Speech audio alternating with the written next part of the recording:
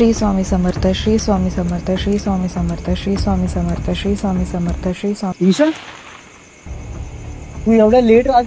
अरे ऑफिस मध्ये लेट झालं. ठीक आहे, चल बस मी सोडतो.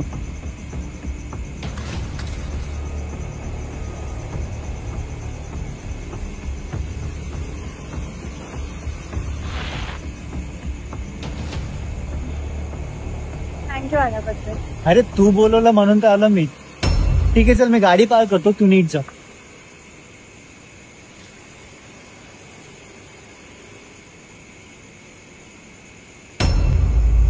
तू तू आता मला सोडून गेलास ना? मी पागलेस का? मी तर आताच जेवून उतरलोय, आता वॉकला चाललोय.